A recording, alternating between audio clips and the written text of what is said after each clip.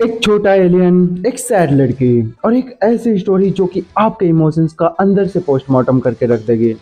देखो, एक बात तो साफ है कि ताकोपीज ओरिजिनल्स इन बहुत शॉर्ट येट कॉम्पैक्ट एनिमे है, जो कि अपने इमोशंस और अपने प्लॉट के हिसाब से ज़्यादा लेंथ कैरी नहीं करता है।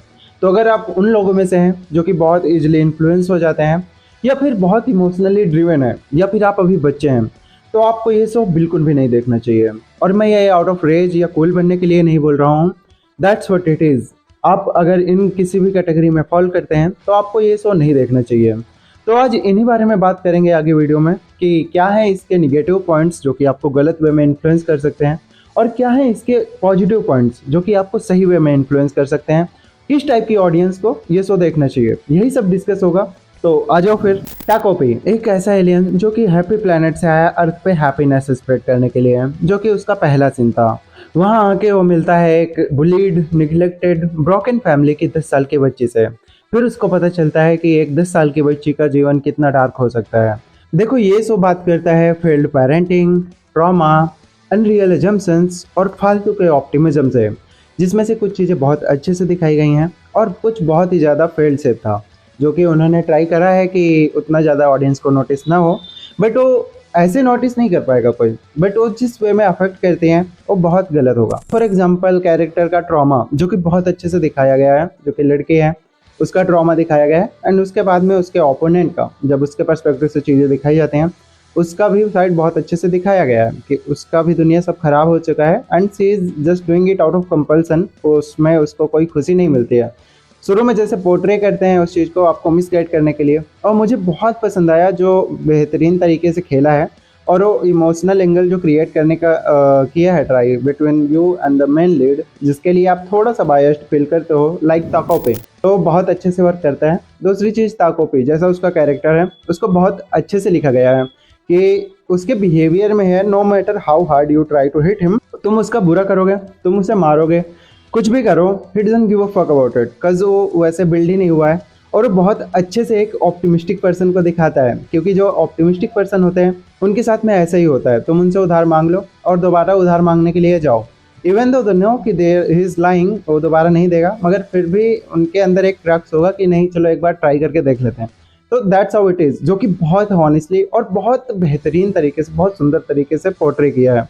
वहीं पे आती है बात फॉल्स ऑप्टिमिज्म की। सबसे चरम होता है ऑप्टिमिज्म का कि people tend to sacrifice themselves to help others, like Takopi. उसका पूरा कैरेक्टर ही बेस्ड था एक मैनिफेस्टेशन ऑफ ऑप्टिमिस्टिक एनर्जी से, जो कि बहुत अच्छे से प्रेजेंट किया गया है। तो ये उसके पीछे का जो थॉट है, अगर आप उसको सही से एनालाइज करते हो तो it is so fucking good. दूसरी बात आती है इमोशंस की, और जिस तरह से एनिमेशन के थ्रू उसे डिलीवर किया गया है टू कैरेक्टर्स समथिंग, जो कि बहुत बेहतरीन और बहुत फ्लुएंट फील होता है, जो कि मेन लीड की ही अपनी आंखें अगर आप केवल देख लोगे तो यू विल फील कि there is something wrong with her. एक पर्टिकुलर सीन आता है when Takopi was confessing with her something, और वो एक रॉक उठाते हैं and that was the scene, उसकी आंखें दिखाई, that was one of the most terrifying scene. वैसे मैं हॉरर से नहीं डरता हूँ, बट यहाँ पे मेरी भी फट गई। दूसरी चीज़ ये है कि देर आर सेवरल कैरेक्टर जिनके इमोशंस फील नहीं होते हैं, और ये यूथ इतना ज़्यादा डिप्रेस्ड क्यों है। जैसे कि आप लड़कों को ही देख लो, they are around 10 to 11 year old, और सारे के सारे इतना ज़्यादा कॉन्फ्लिक्टेड लाइफ जी रहे हैं अभी से। तो ये मुझे नहीं पता यार जापान वाले क्या दिखाना चाहते हैं, and I am totally against it. ये बहुत ज़्यादा एजेंडा ड्रिवन चीज़ें लगती हैं मुझे, जो कि ना बहुत वेल रिटन तो हैं, मगर उनके पीछे का जो मैसेज है उसको सही से कन्वे भी नहीं कर पा रहे हो। जैसे कि फील्ड पेरेंटिंग पे अगर तुम्हें बनाना है कुछ तो बनाओ, it's very important topic to talk about, मगर जिस वे में वो प्रेजेंट कर रहे हैं in this particular show, that is not how you show things. क्योंकि यहाँ पे जो अदर कैरेक्टर हैं, जैसे पेरेंट्स हो गए या फिर कोई स्कूल टीचर वीचर, कुछ दिखाते नहीं है, there are no one to help him. ऐसा लगता है कि बहुत सैलो और एम्प्टी वर्ड है, बहुत ज़्यादा वन डायमेंशनल फील होते हैं कि आप बस उनके बारे में देख के अज्यूम कर सकते हो, बट उनके पर्सपेक्टिव से कुछ नहीं दिखाया गया। अब इसमें ये भी कह सकते हो कि इसको पेरेंट्स को देखना चाहिए और इससे समझना चाहिए कि कैसे कैसे अपने बच्चों को ट्रीट करना है, but that is the way of life यार। ऐसे नहीं होता है। तुम्हारा एक सर्टेन एज आती है कि उसके बाद ही जब आप खुद रियलाइज़ करवाते हो अपने आप से, राइट, तुम्हें भी कुछ तो साइन देने पड़ेंगे, because in the end they are also humans, you can not, they can not read your mind or something. तो there has to be something, some crux between them, कि जब उन्हें फील हो कि नहीं we need to talk about some certain things, तो वहाँ पे वैसे दिखाना सकते हैं। फिर भी वो अगर इग्नोर करते हैं आफ्टर नोइंग कि यू नीड हेल्प, तब तो ठीक है, जो कि इसमें होता है, मैं वो मना नहीं कर रहा हूँ। बट उनका पर्सपेक्टिव और उनका डायमेंशन दिखाया नहीं जाता, the things that they are going through. उनको सिंपली एक वन डायमेंशनल कैरेक्टर बना के सीधा विलेन बना दिया गया, जो कि इन रियल ऐसे ह्यूमन बीइंग बिल्कुल भी नहीं होते हैं।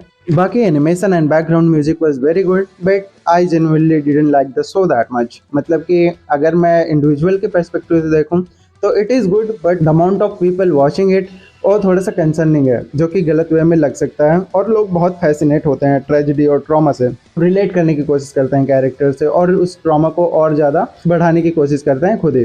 तो ये चीज़ बिल्कुल भी गलत है, इससे थोड़ा सा दूर रहें। अगर आपके आसपास में कोई फ्रेंड्स हैं जिन्हें हेल्प चाहिए, तो आप खुद ही बात करें यार, you can be there hero, right? तो that's the way you can make world better place. Video पसंद आई हो तो इसे एक लाइक करना, चैनल को सब्सक्राइब करके बेल आइकन प्रेस करना। See you in the next one, bye bye.